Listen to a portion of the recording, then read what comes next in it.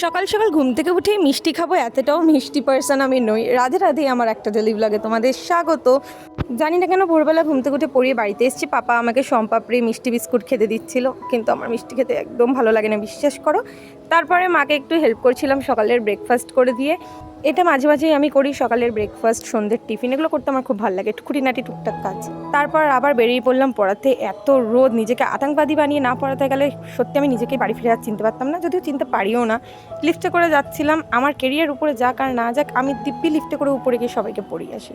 আর blood pressure বেড়ে গেলে নুন চিনির জল খেলে ঠিক কী অবস্থাটা হয় আমাকে দেখেই তোমরা বুঝে নাও। চোখ ফুক ফুলের ঢোল হয়ে গেছে।